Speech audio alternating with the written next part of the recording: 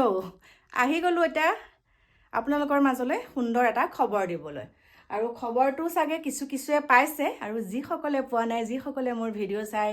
অকণমান হ'লেও ভাল পায় তেওঁলোকৰ কাৰণেহে আগবঢ়াইছোঁ আৰু যিসকলে বেয়া পায় তেওঁলোকক মই ভিডিঅ'টো চাবলৈ দিয়া নাই বহি লৈছোঁ দেই এতিয়া প্ৰথম কথাটো হ'ল একদম পূৰা ভৰি তুলি বহি লৈছোঁ কথাটো এটা কৈয়ে দিওঁ আৰু আজি অলপ তিনিদিনৰ আগত মই এটা ভিডিঅ' দিছিলোঁ আমাৰ অমৃত প্ৰভা হৈ পেলাই যে আমাৰ হিয়াৰ মথুৰ জুবিন গাৰ্গক হত্যা কৰা মূল নায়িকাগৰাকীয়ে হৈছে অমৃত প্ৰভা আৰু তেওঁ একেবাৰে মূল নায়িকা বুলি এটা কাৰণে কৈছোঁ ভিডিঅ'বিলাকতো তেওঁৱে দি আছিলে তেওঁ সম্পূৰ্ণ সেই কেছটোত আছিলে কি হৈছিলে কি নাই তেওঁ চকুৰ আগতে হৈছিলে দেই এতিয়া কথাটো হৈছে আপোনালোকক মই কৈছিলোঁ যে বিয়া আচলতে আজিকালি বিয়াখন ঠিক হয় বিয়াখন মানে প্ৰথম কি হয় কোৰ্ট মেৰেজটো হৈ থাকে হয়নে প্ৰথম একদম আৰম্ভণিটোতে মানুহে কি কৰে কোৰ্ট মেৰেজটো হৈ লয় এতিয়া আমাৰ অমৃত প্ৰভাৰ মানে কোৰ্ট মেৰেজ হৈ আছিলে আৰু এতিয়া মই জনামতে মোক মানে কোৱা মতে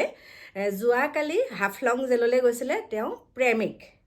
আৰু তেওঁ প্ৰেমিকে গৈ পেলাই মানে তাত কিবা চহী তহী কৰাই মেলি আনিছে যিহেতুকে তেওঁলোকে কোৰ্ট মেৰেজ কৰি থোৱা আছিলে আৰু এতিয়া বিবাহ বিচ্ছেদ হ'ল যোৱাকালি কমপ্লিট তেওঁলোকে লিখা পঢ়া যোগেদি বিবাহ বিচ্ছেদ হৈ গ'ল গতিকে চাওক 100 গৰু মাৰিলে বাঘৰো মৰণ ইমানখিনি কথা লুকুৱাই যদি চিধিকে আহি পেলাই যে জুবিনদাৰ লগত এইটো হৈছিলে সঁচা কথাখিনি কোৱাহেঁতেন ইমানখিনি নহয় আমাৰো বেয়া লাগে এজনী উঠি অহা ছোৱালী হয় কিন্তু কলিতে মৰহি যোৱা নিচিনা হ'ল এতিয়া এনেকুৱা এটা ডাঙৰ মানে অভিসন্ধিত পৰি গ'ল এনেকুৱা এটা ডাঙৰ কেছৰ লগত তেওঁ জড়িত হৈ গ'ল দ্বিতীয়জন ওলাই নে নোলাই নাজানো বিবাহ পাশত আবদ্ধ হ'বলৈ ইমান প্ৰতিভা আছিলো অমৃত প্ৰভাৰ প্ৰতিভা নথকা নহয় আছিল কিন্তু সেই প্ৰতিভাখিনি মানে কি মানে আলাসতে যে যাবলৈ বিচাৰে জখলা বগাবলৈ বিচাৰে তেনেকুৱা কৰিবলৈ যাওঁতে তেওঁ এয়া হ'ল বেছিকৈ মুখখন মেল খুৱাই দিয়াৰ ফলতে এইখিনি ঘটনা হ'ল গতিকে যিটো পাইছে সেইটোতে সন্তুষ্ট থাকিব লাগে বেছিকৈ আশা লৈ পেলাই বেয়া কাম কৰিলে এনেকুৱাই পৰিণতি হ'ব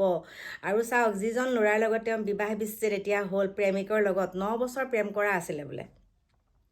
9 বছৰ প্ৰেমিকে এতিয়া অৱশেষত এৰিলে যিহেতুকে হাফলং জেলৰ ওচৰতে আমাৰ মিতিৰৰ মানুহ আছে কৈছিলে যে যোৱাকালি এনেকৈ অমৃত প্ৰভাক লগ কৰিবলৈ হাফলঙৰ পৰা মানে হাফলং জেললৈ তেওঁ প্ৰেমিক আহিছিল আৰু এনেকুৱাখিনি হৈ গ'ল গতিকে আপোনালোকে গম পাইছেনে নাই নাজানো কিছুৱে পাইছে গম গতিকে জেলৰ পৰা ওলাই অহাৰ পাছতে বিবাহখন হ'ব বুলি ভাবিছিলে আৰু যেতিয়া শুনানিত ক'লে যে এতিয়া জামিন নহয় আৰু জামিন পোৱাৰ পাছতো অমৃত প্ৰভা কিন্তু ভালদৰে শান্তিত আমাৰ ৰাইজৰ মাজত থাকিব নোৱাৰিব তেওঁ যিটো কাম কৰিছে সেই কামটোত কেতিয়াও আমাৰ অসমৰ ৰাইজে তেওঁক আঁকোৱালি ল'ব নোৱাৰে সেইকাৰণে বহুতখিনি কথা চিন্তা কৰি সেই ল'ৰাজনে এইটো সিদ্ধান্ত ল'লে যে মই অমৃত প্ৰভাক বিয়া নকৰাওঁ সেইকাৰণে ফৰ্মেলিটি তেওঁলোকৰ যিখিনি কাম কাজ হৈ গৈছিলে কোৰ্ট মেৰেজৰ সেইখিনিতো তেওঁ বিবাহ বিচ্ছেদটো হ'ব লাগিব গতিকে যোৱাকালি হৈ গ'ল আৰু সেইটো ল'ৰাটো বাচি গ'ল বাৰু যিমানে যি নহওক অমৃত প্ৰভা ইমান সৰু ছোৱালী নহয় 30 বছৰীয়া এগৰাকী যুৱতীয়ে জানে আজিকালি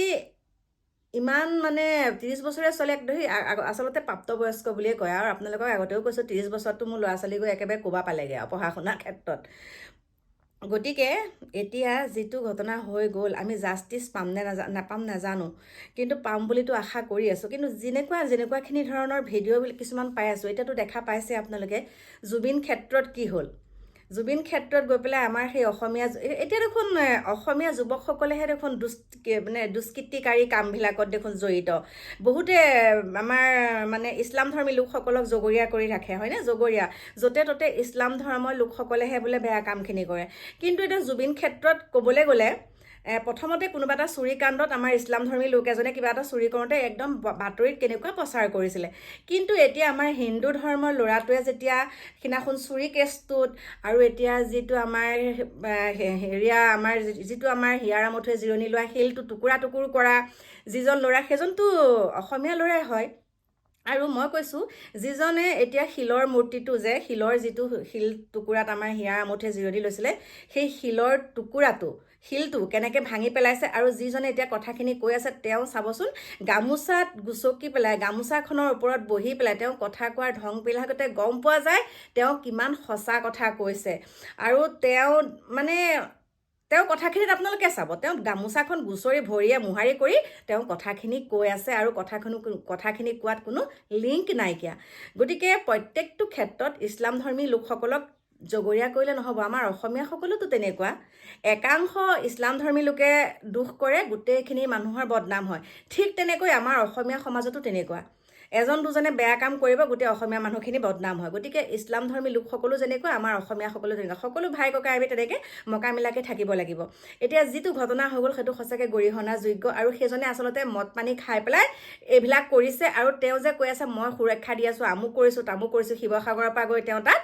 জুবিন ক্ষেত্ৰত গৈ সেয়া কৰি আছেগৈ। আচলতে এইবিলাক দেখাবা,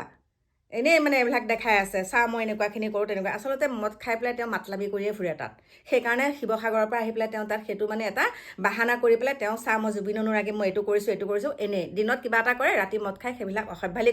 কৰি পেলাই কি কৰে, বেলেগে কৰিছে বুলি তেওঁ সেইখিনি প্ৰমাণ দিব বিচাৰে। আৰু সেইকাৰণে প্ৰমাণ দিব বিচাৰোঁ তেওঁ নিজে ফচিছেতো, তেওঁৱে কৰিছে সেইবিলাক কাম। গতিকে সেয়া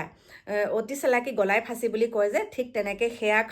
ক্ষেত্ৰত ধৰা পৰিছে। আৰু আমাৰ জুবিন হৈছে এজন ভগৱান, মনুষ্যৰূপী ভগৱান। গতিকে তেওঁ নিজে আগবঢ়াইও দিয়ে, তেওঁ নিজে ধৰা পেলাইও দিয়ে। ইমান মানুহক তেওঁ এই মুহূৰ্তলৈকে জুবিন ক্ষেত্ৰত যিমানসকলে তেওঁ তাত মানে ধূপ বন্তি দি পেলাই চাওকচোন পৰিয়াল পোহপাল দি আছে, হয়নে? আৰু লগতে আমাৰ যিসকলে আমাৰ হিয়াৰ আমঠু শেষ কৰি পেলাইছে, তেওঁলোকতো জেলৰ ভিতৰত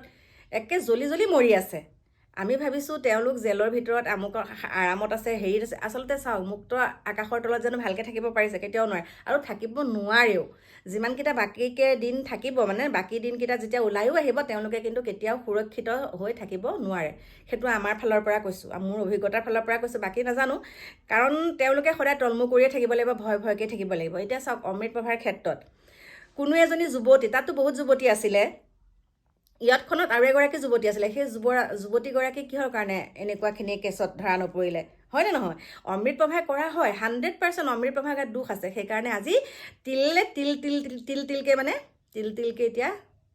শেষ হৈ গৈ আছে। আৰু শেষত এতিয়া কি হ'ল, বিবাহ বিচ্ছেদ হ'ল। গতিকে লোভেই পাপ, পাপেই মৃত্যু, একদম সঁচা কথা। গতিকে এইখিনিকে মোৰ ক'ব লগা আছিলে। বাকী লগ পাম আপোনালোকক সুন্দৰ এটা ভিডিঅ' সৈতে। এতিয়া বাই বাই।